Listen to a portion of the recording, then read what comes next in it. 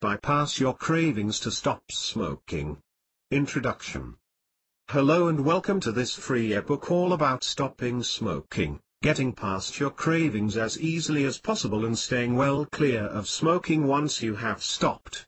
I have condensed and included a lot of useful information and proven techniques to help you quit with as little mood swinging and sweating as possible. Enjoy. Part 1. How hard is it to stop? How hard is it to stop smoking? Is a question nearly every smoker asks themselves after they've been smoking for a few years and the novelty's worn off. In fact, we usually enjoy it the most when we are teenagers and not allowed to. But when the not allowed to phase passes and no one gives a toss anymore whether we smoke or not, then most of us see it as a habit that's holding us back, both physically and financially. But just like everything else that's bad for us and negative, it can be removed from our lives, with a little know-how, and the fact that you are even reading this means you're already over halfway there because you want to stop. And once you've stopped smoking, you'll be able to throw the window open and take in all those smells you couldn't before: petrol, dog shit, and other people's smoke. One of the best things you can do to get rid of cigarettes for good is to be harsh with yourself and say, I'm going to feel tense and irritated and generally not quite myself for the next 2 to 4 weeks. This is of course a bad way to feel, and why would anyone self-impose this? The smoker inside you will ask, and the best answer I can think of is that feeling irritated for 4 weeks is a million times better than developing one or more of the medical nasties that no one in their right mind wants to get. I'm 31 and I stopped smoking 6 years ago. It wasn't easy, and for the first week or so you're having an almost constant argument with yourself about whether to have a cigarette or not. This is just the nicotine trying to trick you, and you will actually notice when this starts to ease off. As soon as it does, you will realize that this is actually doable and you will feel instantly better about deciding to stop. Also, if you use even 1 or 2 of the techniques covered in this ebook, your cravings will have their sting removed. Once you have stopped for about 2 or 3 months, you'll wonder why you ever smoked in the first place. This is a great stage to be at because you've pretty much beaten it. One last thing that you need to fully understand is that you need to avoid all alcohol in your first 2 months of stopping. Indeed, avoid any situation where you'll be drinking and surrounded by smokers, because 2 things will happen. 1, they will offer you cigarettes. 2, some of them will make fun of you for stopping because you stopping highlights their inability to. You don't need either of these things when you're trying to get past the first few weeks, or indeed the first 2 months. So to recap, it is difficult at first, but if you stick to it you will basically become a stronger, healthier version of yourself, and you'll have more money. Visit www.letsgetsmokefree.com to learn more. Part 2. Take it or leave it. It will help you to stop if you figure out what kind of smoker you are. There are 6 types for you to choose from, so have a look through the information below to help you come to a decision. 1. Part-time/social smoker. Hardly anyone falls into this category, although lots of smokers wish they did, or tell themselves they do. However, if you are in this category, you may feel that your part-time smoking poses no serious harm to you or anyone else. You could be overlooking warning signs that your occasional smoking is turning into a habit, especially if you tend to smoke a little more when you are stressed or socializing, because that's one of cigarettes' sneakiest tricks. We constantly underestimate it because it's small and it's quick, but a 2 or 3 a day habit can easily warp into a 6 or 8 a day one.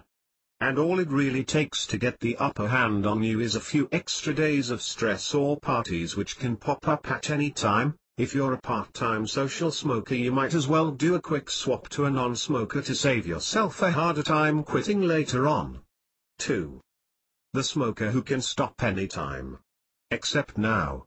This one's all too familiar, and most of us who have smoked or still smoke will land at least halfway into this category, if not all the way in it. The thought process behind this one is a perfect example of the way a person can distort logic to be able to keep doing what he or she wants to do. It goes something like this: I'll just finish this last packet, then I'll stop, or the famous I'll stop tomorrow, or even I'll keep smoking just now but I'll stop at New Year. And while reading it sounds a little bit funny because we can see the obvious self-deception, it is actually very dangerous because most people who get into the habit of appeasing their more sensible side with this bullshit end up still smoking 2, 3 or even 10 years down the line. And only stop when they've considerably weakened themselves and burnt heaps of money. Yes, this one is a long wait for a train that isn't coming. 3. The emotional smoker. For those of us that have more extreme shifts in mood, for whatever reason, dealing with nicotine withdrawal can be all the more difficult because what for someone else is a slight downer can seem to you like a plummeting spiral. The flip side of this is that once you do get free of the withdrawal stages, you'll feel much better about your accomplishment, and let's face it, if you know you're going to be having strong mood shifts, it's better to behave in a way that creates really good moods as opposed to really bad ones. If you think you are this type of smoker, you probably smoke to avoid negative feelings, situations and arguments. For you, smoking has become something to run to when things are happening that you either don't like or have no control over. The challenge for you is to become comfortable with yourself when you're not smoking, and also you have to ask yourself, if being around something or someone is so annoying to me that it forces me to want to smoke, is it really worth being around that?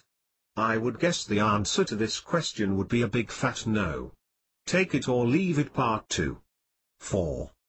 The smoker who worries about weight gain. If you are a smoker who is afraid of putting on weight, you are probably using cigarettes, some of the time at least, to keep your hunger at bay, and you may be worried that if you stop you will get really fat, really fast. However, you would actually be better being a slightly heavier non-smoker than a stick-thin smoker. People who smoke aren't thin in a healthy way, no. They are thin because their body is working twice as hard as normal to get rid of all the poison coming in with the cigarette. So you're using up all your proteins and minerals and fuel reserves twice as fast. To put it even more simply, continuing to smoke is dragging you closer to becoming a skeleton than you are probably comfortable with. And besides, quitting smoking doesn't automatically mean you have to start eating bucket loads of junk food, as we will cover later in part 12. 5. The alcohol connection. Some of us fall into the trap of using alcohol and tobacco to deal with the normal day-to-day problems that occur. Unfortunately, this usually has the opposite effect and weakens our ability to deal with problems unless we have a drink or cigarette close to hand. If something creates tension in you and is a pain in the neck in general, it's still going to be that way whether you have a cigarette or a drink in your hand. All that introducing the chemical does is slightly fog over and obscure the problem, and while this seems better in the short term, it is actually more than useless, because the next time you come across a problem without the help of drink or nicotine, it will seem like a much bigger deal than it really is. 6. Situation smoker. This type of smoker reaches for a cigarette when they feel pressure or when they are on a deadline and need to get a certain task finished. They then stop until they are under pressure or deadline again. Also, the situational smoker will smoke while engaging in certain leisure activities, like meeting a friend for a drink or playing snooker or golf. It's easier for a situational smoker to tell themselves they can stop any time they like, or that their habit isn't bad for their health. It's also just as easy, if not easier, for their habit to grow legs and become a full-time problem. The indecision of this can be the worst thing. You're never quite free of smoking and totally healthy, nor are you ever so bogged down with tar that you get a health scare and have to stop. You just float about in the middle for years, getting slowly more dependent on cigarettes. If you only want to smoke in certain situations, are those situations really worth being in? Visit www.letsgetsmokefree.com to learn more. Part 3. Today's better than tomorrow. One of the worst excuses I've heard, and uttered myself, is the dreaded and famous, "I'll stop tomorrow." This little beauty is usually spoken about 3 seconds after the smoker in question has extinguished the last cigarette of the night. You never hear a smoker say this when they haven't had one for 6 hours and it's only 3 in the afternoon. In the land of quitting smoking, tomorrow's always just out of reach and never quite gets here. Another excuse that is similar but not quite as far into fantasy land as, "I'll stop tomorrow," is, "I'll cut down, and then I will stop." For some reason this very rarely works. It always starts with the very best of intentions, 6 a day for a week, then 4 a day the next week, and so on. But instead of going 6 4 2 0, it usually goes 6 6 8 11 14. So this one is just as useless as the first one. Quitting smoking would be bad for my health because it would disrupt my exercise routine. I walk to the shop to buy my cigarettes. Another good, or bad, one is, smoking relaxes me. We all know how relaxing it is to rake through all the junk drawers in the house looking for your emergency cigarette, which you already smoked, because you have run out and don't get paid until tomorrow. Yes, very relaxing indeed. This reason's rubbish too. You only feel slightly relaxed when you smoke because the cigarette is topping up the nicotine levels in your body and postponing the dreaded withdrawal for another 20 minutes or so, the nicotine levels that wouldn't be there in the first place if we didn't smoke. So basically, if you're going to quit tomorrow, today's going to last a bit longer than a normal day, probably about 3 years long. The best thing to do is give the power of now. Try and stop today. Read on. The next bit's the worst, then it gets easier. Part 4. Withdrawal symptoms. Here it comes. Hold on to your lug nuts. It's time for an overhaul. Jim Carrey the Mask. This bit is grim. While you can avoid some of the pain in the ass of it with various techniques, it is still going to be difficult. The only good thing about it is that it reaches its worst and most annoying at around the 4-day mark. So if you make it past this point, then it has done its worst and it's only going to get easier. But those first 4 days seem a lot longer at the time. We will have a look at what to expect just now so you know what you're in for, and hopefully you won't be bowled over and go back to smoking. The first symptom I want to warn you about is irritation. Little things that you would usually swear under your breath at and move on or not even notice at all will distort and warp into the most annoying problems you have ever come across, almost as teeth grinding as the infamous and pointless Rubik's Cube.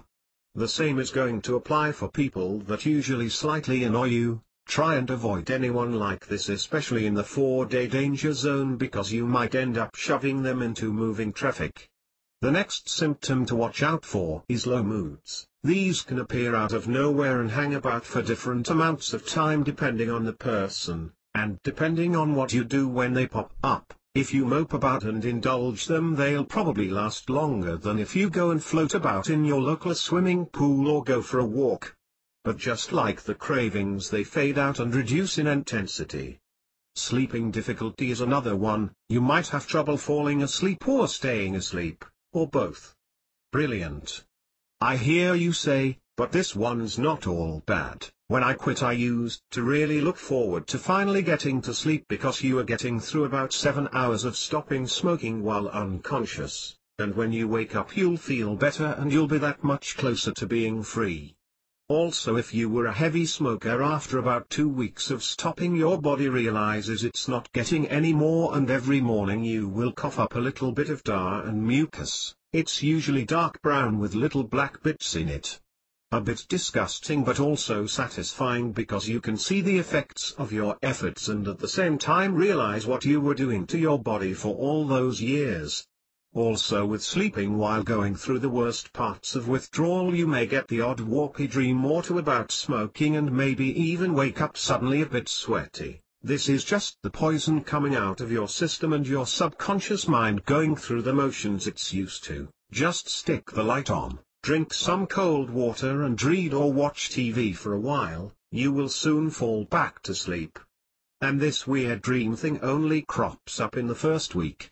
The last one is trouble concentrating. This is temporary and not worth worrying about.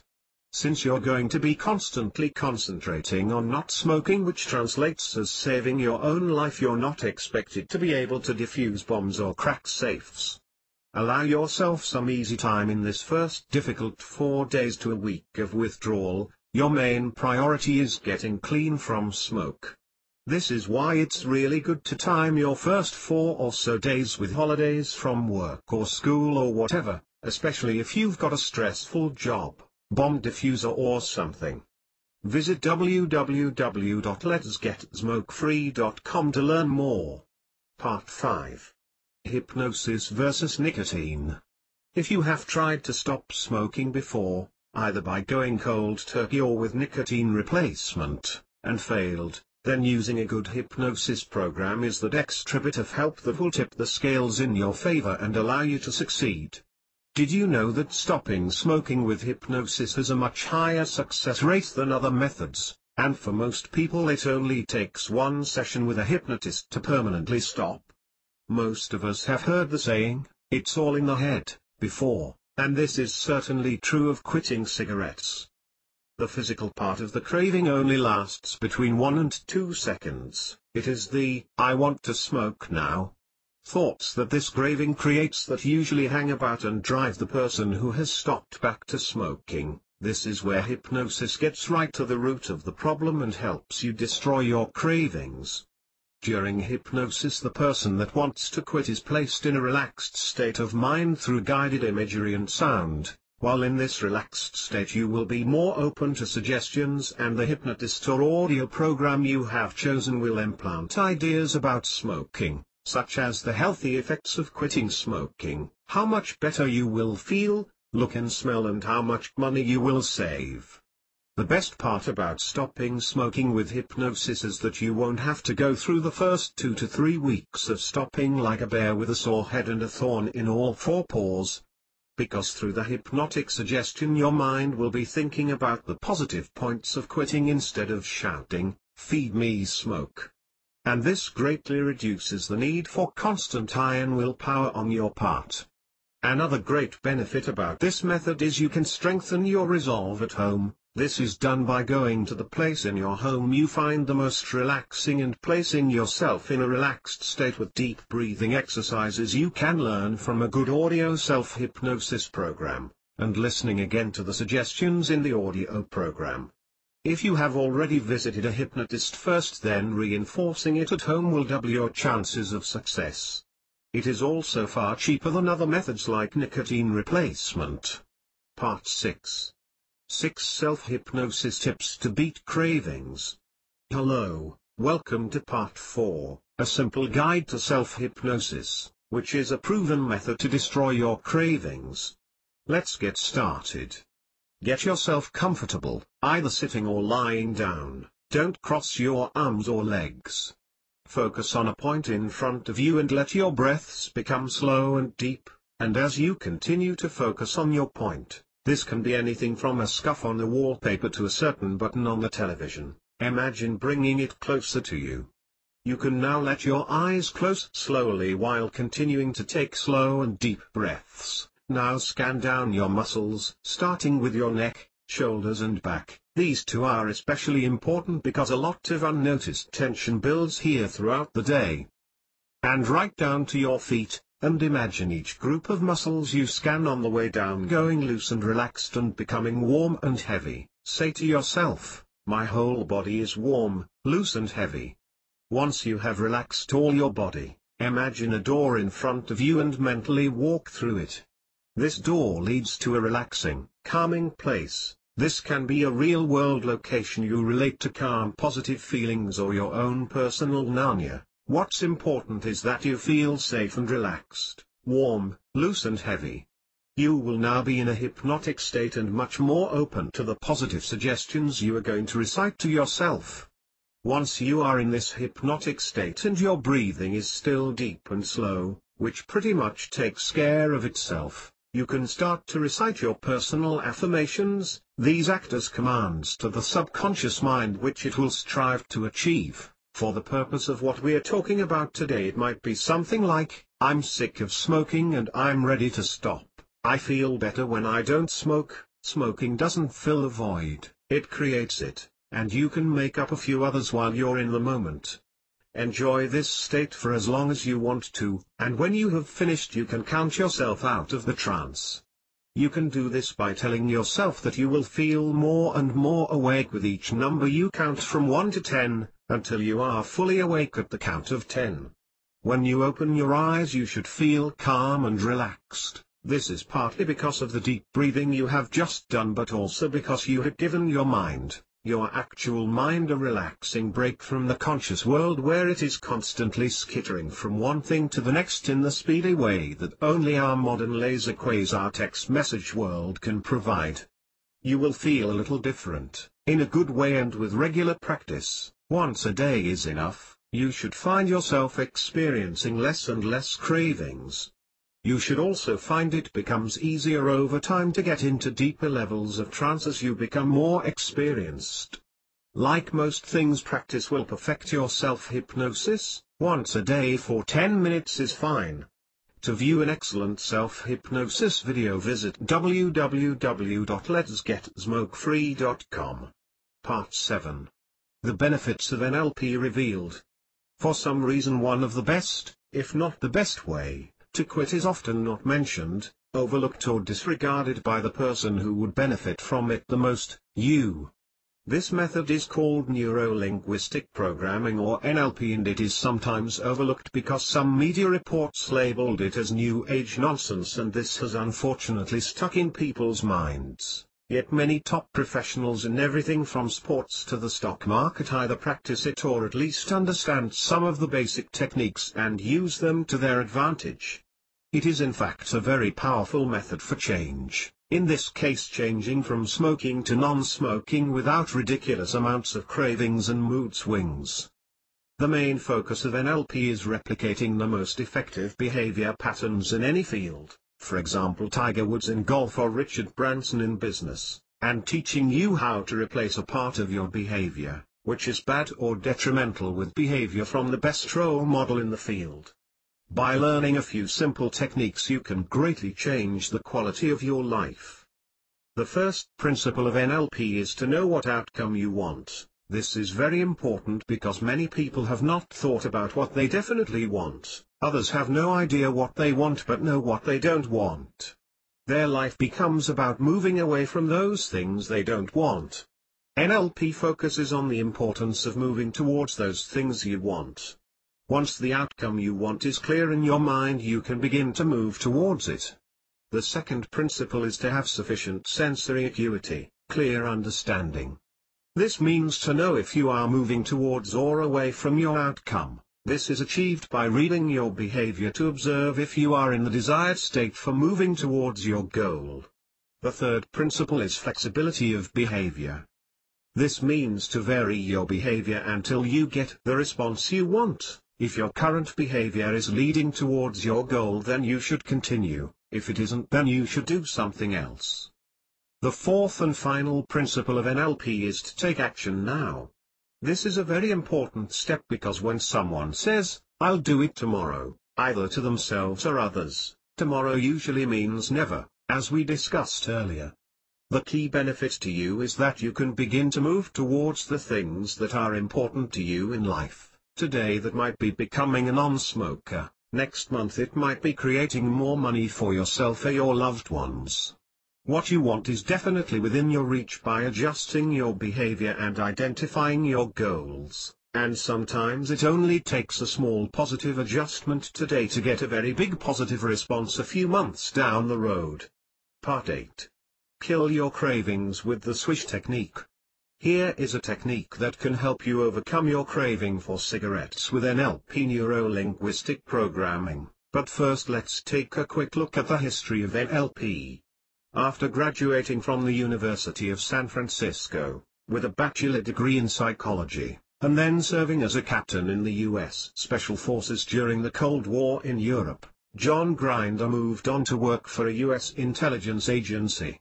He then returned to college to study linguistics, the scientific study of human language, in the late 60s and received his Ph.D. In '71.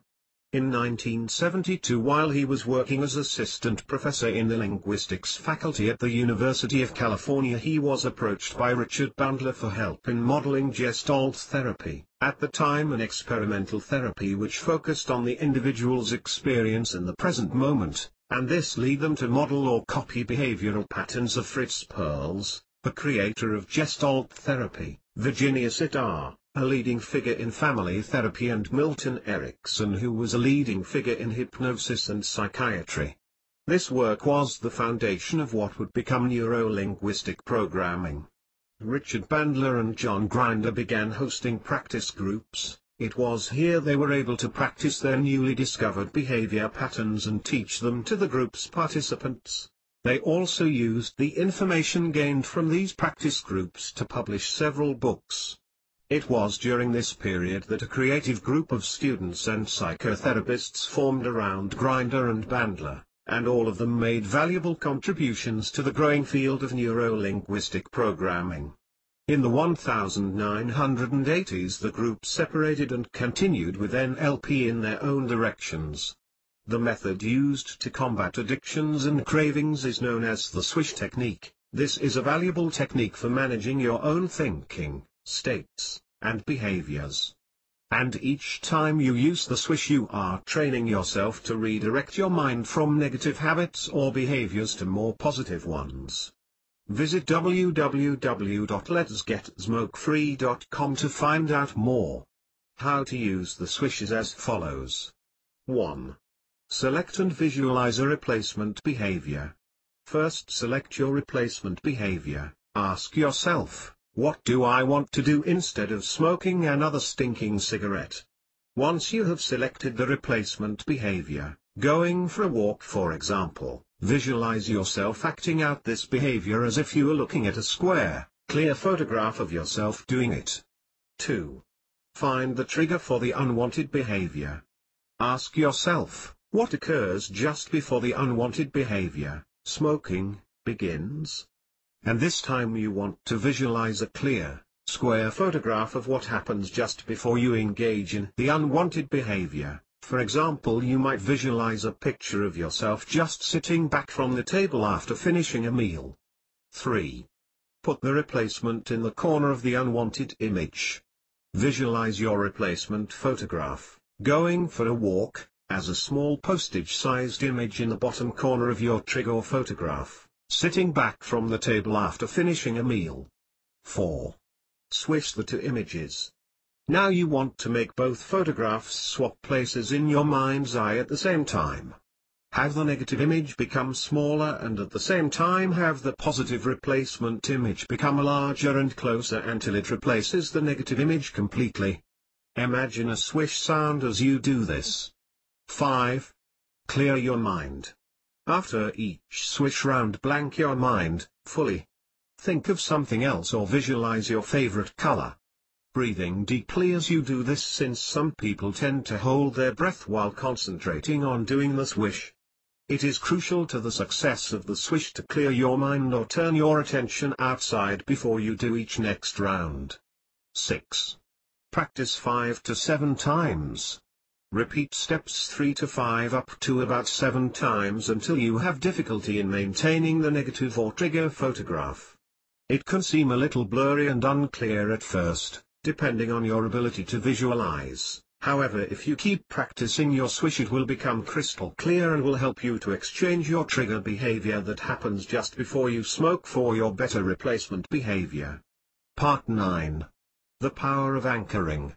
Stopping smoking is a subject that's usually approached with a sense of grim foreboding, when in reality it's one of the best changes you can undergo. In the last chapter, 1 covered the NLP Swish technique for dealing with nicotine cravings and changing unwanted behavior patterns. In this article, I'd like to tell you about a technique called anchoring.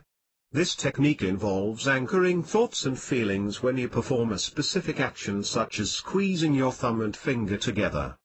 The anchor can be a sound or a gesture, it's totally up to you. So in the instance of a smoker who is quitting, if they crave a cigarette, then by performing the anchor action the craving is relieved. Below are the steps to follow to successfully practice the anchoring technique of chaining one positive and one negative anchor together. By doing so, whenever you start to feel the negative state, it will flow to the positive state. Step 1. Get yourself in a calm and relaxed state. This is easily done by getting yourself in a quiet, comfortable place where you won't be disturbed. Either sit or lie down in a comfortable position, without crossing your arms or legs, and begin to take slow, deep breaths, and with your mind scan down over all your muscles, loosening and relaxing any that you feel tension in, usually the shoulder and neck muscles. Slowly close your eyes and let yourself relax. Don't try hard to relax, because this will keep your mind in a state of effort. Just let it come naturally with your slow, deep breaths. Step 2. When you feel at your most relaxed, do your first, positive, anchor. Pressing your thumb and forefinger together is a good one, but it's up to you. Step 3. Open your eyes and break the state and repeat what you've just done a few times. Step 4. Now close your eyes and visualize yourself really badly craving a cigarette. You've not had one for hours and something's just really annoyed you, and this makes you want one even more. Experience the sense of tension and frustration. Step 5. At the peak of feeling frustrated, do your second, negative, anchor, allowing yourself to do the anchor and remain in the frustrated state for 20 seconds or so. Step 6. Repeat a few times. Step 7. Now chain both anchors together.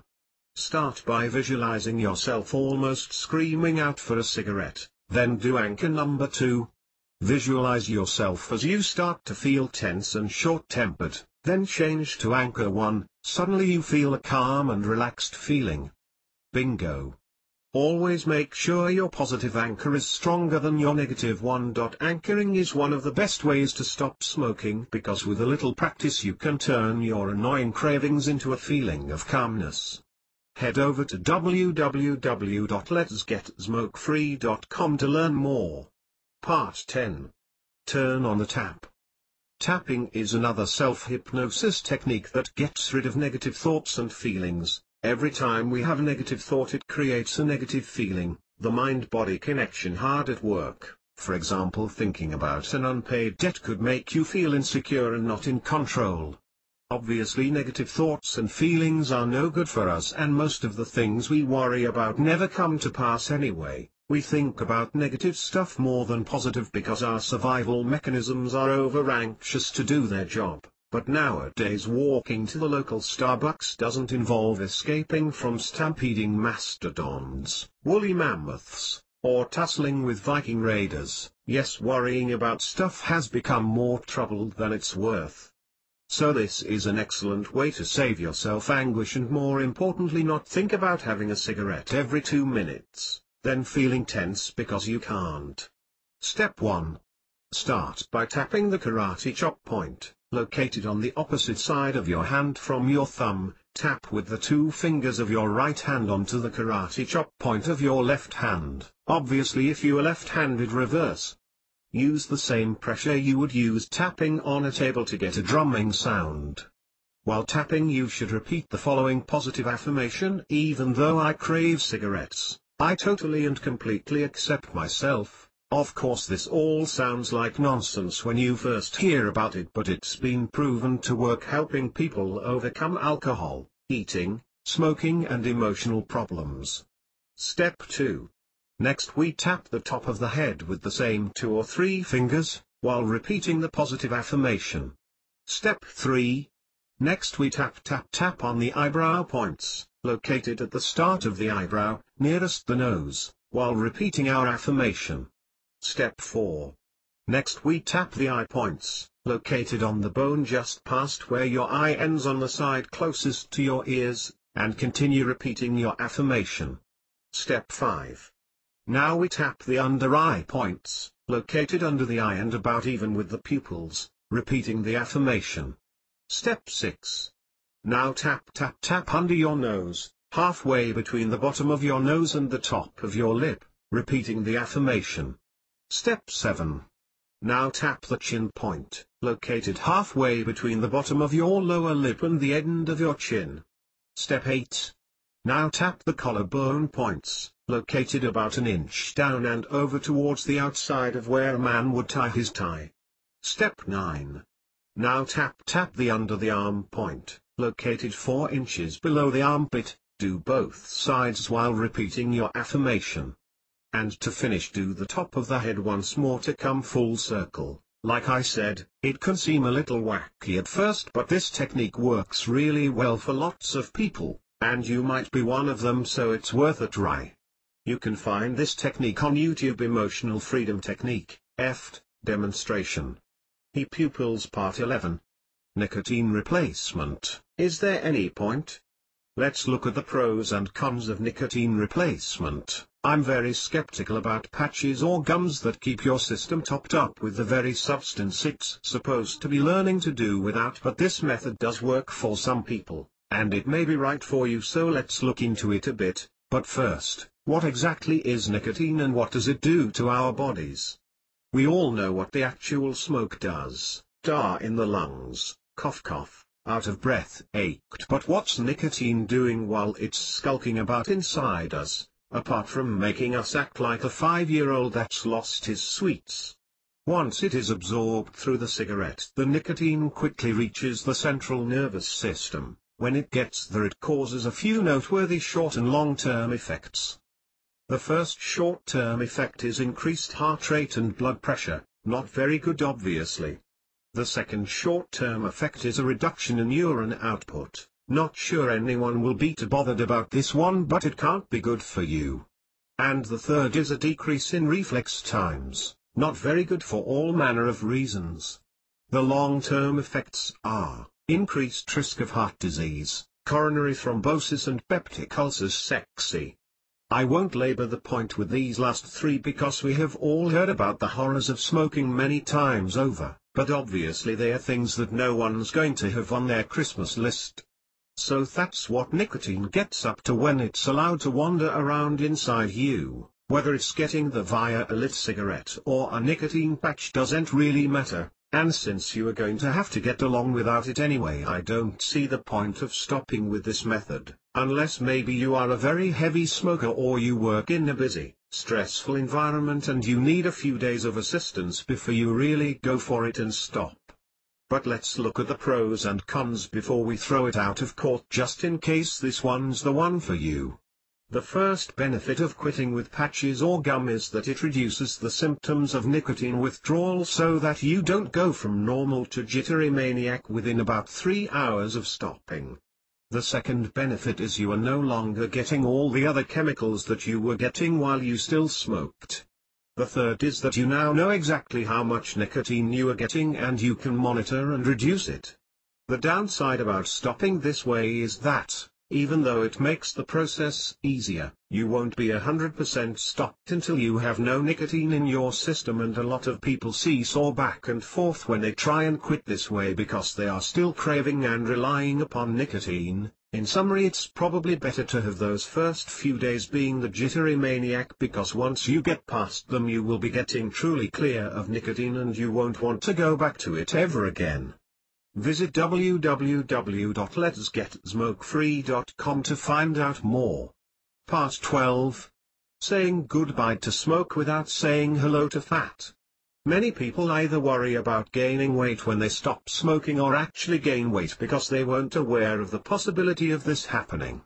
It only takes a few weeks or months of comfort eating to start tipping the scales in the wrong direction, but if we know about this hurdle before we get to it, there's less chance of us falling flat on our faces. The 3 big reasons people gain weight when they quit smoking are: 1. The proteins which your body was using to repair the damage caused by smoking now get broken down for energy instead, and your system no longer has to exert itself to get rid of all the poison from the cigarette either, therefore you don't have to eat as much anymore. Most people continue to eat the amount they did when they still smoked, and quite often a bit extra out of boredom, so they gain unwanted weight fast. 2. Your system has been used to a blood sugar boost from smoking, because it flips your body into stress mode. When this hourly boost is taken away, your body senses that something isn't right, and most people compensate by reaching for the nearest sugar-filled snack, and this is obviously an express elevator to becoming overweight if you make it one of your daily rituals. 3. Sometimes people get so used to having something in their mouths that when the cigarette suddenly vanishes, something feels amiss, and they replace the cigarette with any one of the thousands of junk food snacks there are out there. I know some of you must be thinking, great, I have to quit smoking and start dieting at the same time. But I would advise against this. In the first 2 to 3 weeks of stopping, it's a good idea to let yourself eat some comforting junk. It will give you a morale boost and distract you from thinking about smoking too much. The trick is not to let the first 2 to 3 weeks morph into months, then years, because you will inflate. Here are a few suggestions to avoid this. 1. Decrease the size of your plate so it's slightly smaller. This is a simple method, but it's tried and tested. 2. Seek out some healthy snacks that you can actually stand the taste of, and try and eat some every day. They contain vitamins and minerals that will help your body to repair the damage caused by smoking, and if you're eating them, you won't be eating sugary junk. 3. If you need to compensate for not having anything in your mouth, find yourself some sugar-free gum. 4. You will definitely be getting a permanent, extra boost of energy, so now is a great time to start to do some sort of exercise. I'm not talking about 1,000 press-ups or running for miles and miles, just something light at first that gets you on your feet and moving. This will help you in a few different ways. You'll be using up the extra energy we talked about, you'll feel more relaxed and level after you exercise, and you'll start to feel stronger and younger as the weeks and months roll by. Part 13. What now? So let's say you have stopped, forever this time, once and for all, finished, done, but what now? You could be finding yourself hanging out with your friends less, at least with your friends that still smoke. I mean, they are of course still your friends, but how are you supposed to just sit with them now and pleasantly talk the day away? How are you supposed to do that, when every 20 minutes their hand moves towards the overstuffed packet of cigarettes like a hungry wolf lunging at a crippled Bambi, the awkward annoying silence when they light that stinker up, the crackle of the burning tobacco, or the stench when they breathe it out all over the room is enough to drive you crazy. Don't they know how hard it was for you to quit? Are they smoking and appearing to enjoy it more on purpose? Was that a sneaky smile flashing across their face? Traitors, all of them. Of course I'm just joking, and this is an exaggeration of how we feel in this situation, hopefully, but there is also a little truth in it, isn't there? It's a pain in the backside to sit with someone who still lights up cigarettes every 5 minutes, without so much as an opened window or a switched-on fan. When you have just endured about 3 weeks of annoying cravings to stop. And this can lead to minor strains being put on a friendship, depending on the people involved of course, but you as the person who gave up should never feel like you are the one doing something wrong. No, it's not your fault. They still need the rotten comfort of the smoky nipple. It's theirs, and you should never let them forget it. So we have discussed the awkwardness of sitting in your friend's company with them still smoking away, and then we came to the conclusion that we aren't the ones doing anything wrong, so the best thing to do in this situation is to flip the script on them. Phone up your pal and ask them to meet you at the local gym for an hour of weights or stamina training, or to join you for a few hours on a strenuous uphill walk. It's only fair that if they are happy to sit all relaxed in their living room or kitchen blowing smoke rings towards you while you have to feel tense and awkward, like a scientist in church, then you should be able to feel superior and laugh to yourself when they are wheezing like an asthmatic pensioner halfway up the first hill. The tables have turned, my smoky friend. Visit www.letsgetsmokefree.com to find out more. Part 14. Why on earth did I start? I guess the scenario for most of us unfolded something like this. We were between 14 and 16 and hanging around in a larger group of friends than we do today. Within that circle of yesterday there were probably some good, funny people and a few absolute knob ends. But we were a lot more tolerant of the foolish, loud or troublesome members in those days because we were younger, and if we are honest with ourselves, sometimes we were the knob ends too. Within our group of about 7 to 14 friends, probably about 6 or more smoked, and of course when they offered us a cigarette we would accept one, or take a few drags on theirs. Sometimes we would even ask them, "What's it like?" To which I remember the reply going something like, "The first 3 or 4 will make you feel sick, but you'll get used to it." Of course, if our body tells us, "This makes me feel sick, get it away from me," the first 4 or so times we try something maybe we should have left that something well alone, but of course we knew better. And before we are too hard on ourselves, we should think about our different attitudes to life back then. We felt great nearly every day, unless our parents were doing our heads in. We had limitless reserves of energy. We were never going to slowly transform over time into that old person on the bus, by God. We were never going to get old, lose control of our bladders and piss in our pants. Not us. So to think that we could be dragged down in any meaningful way by something as small and harmless as a cigarette or 5 was utter nonsense, and of course this is how it got us. Time went by as it does and we went about our lives, sometimes having a bad time, sometimes good, but all with a cigarette in our hand, or tucked in our pocket within easy reach. And for the first few years or so it can be relaxing and enjoyable, like when you are awake late at night by yourself and there was a good movie on, or when you were having a get-together with your pals, laughing and joking.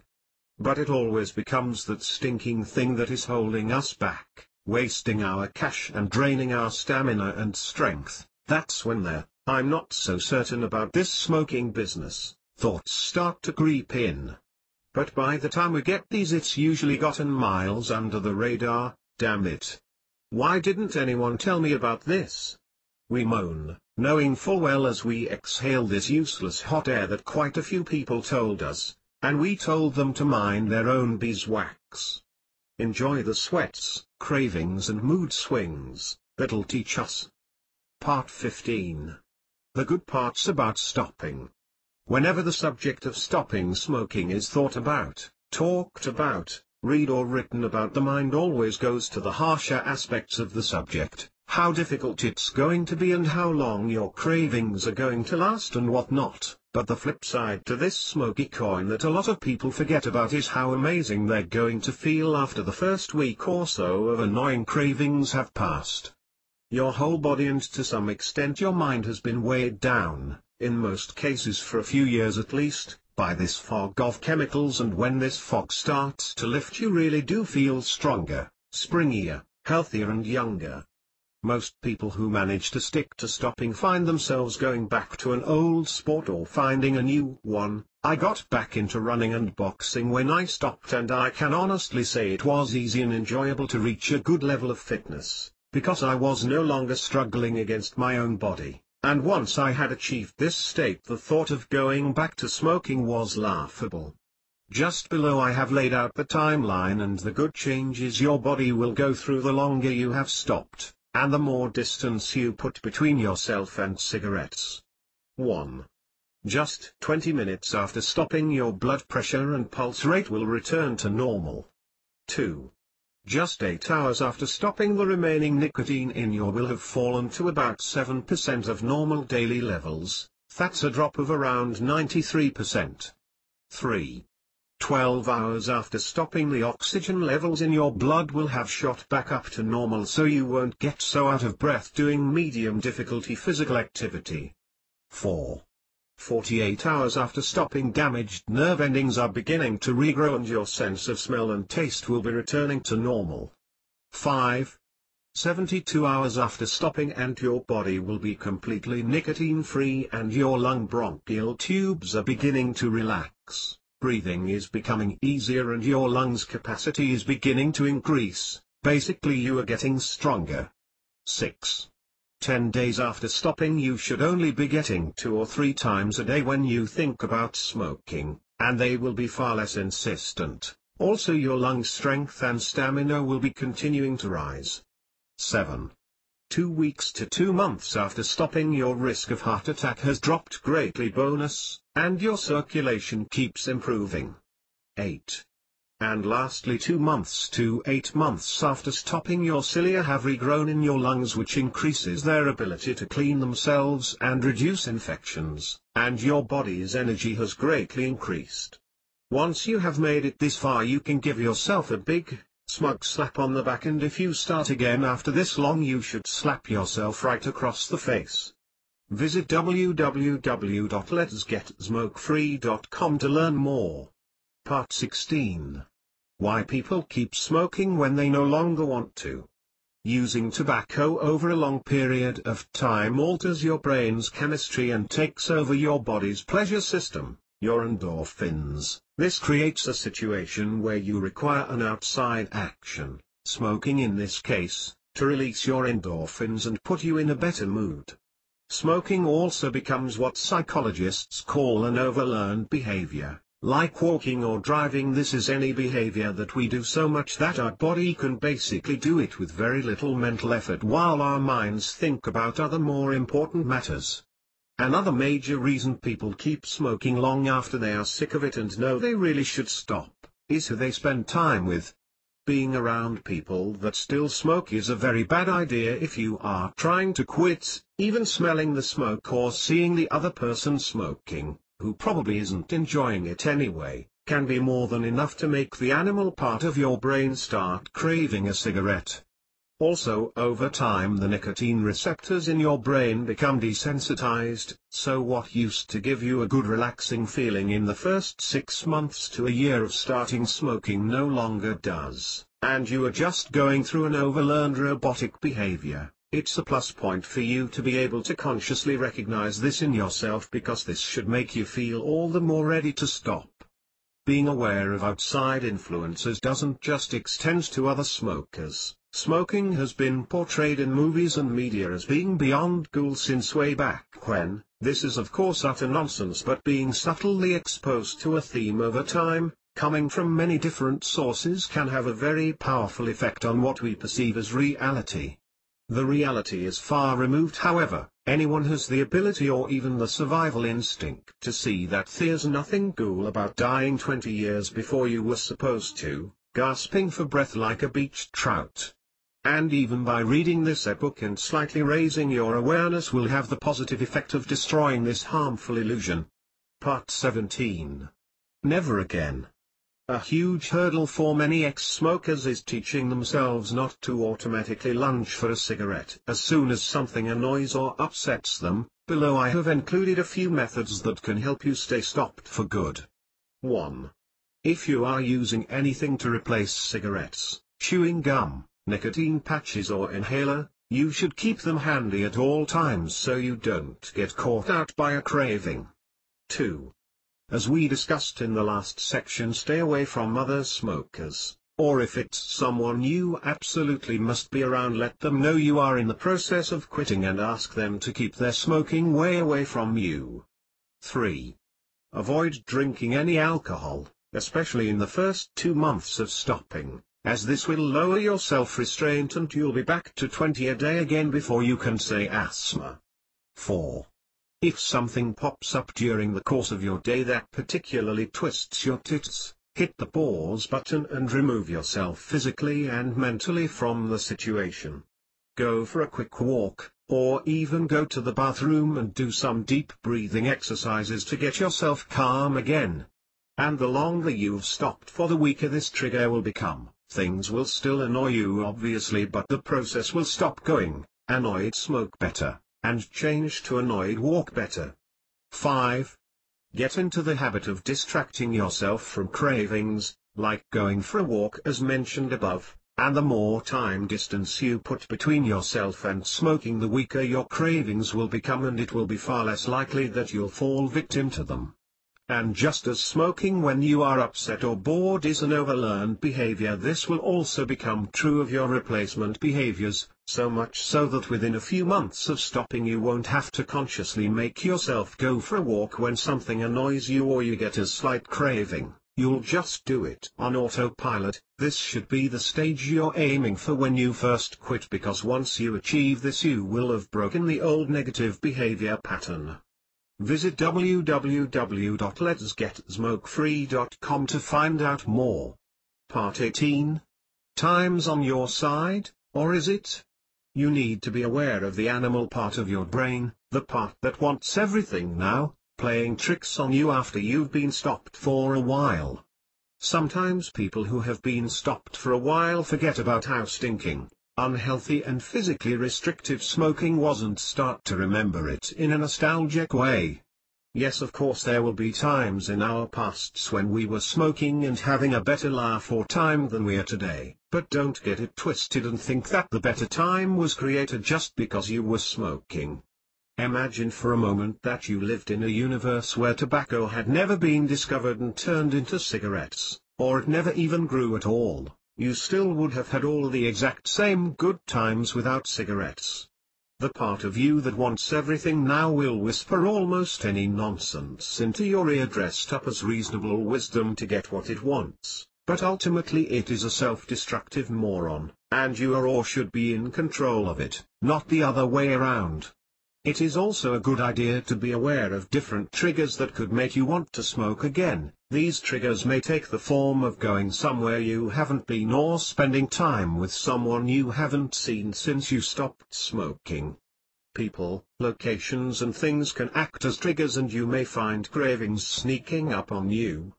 A trigger to be aware of is also everyone's favorite worry topic and is also apparently the answer to 99 out of 100 questions. What a build-up. Money. Lots of people get stressed when the bills are due, and it's at times like this that you could find yourself thinking about smoking more. The best defense you have against your own personal triggers is to be aware of them before they happen and have a planned response already in place, which you can carry out as soon as one of your triggers pops up and tries to throw a spanner in your good work.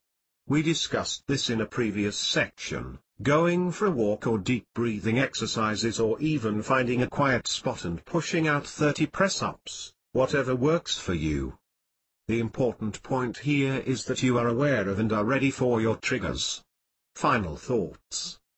The main thing I would encourage you to take away from this ebook is that it's better to work smart than to work hard. Stopping smoking obviously takes some mental effort on your part, but it doesn't have to be anywhere near as difficult as we are always lead to believe. And with a little knowledge and a few simple techniques, practiced daily, you can seriously remove the venom from your cravings and from your lungs.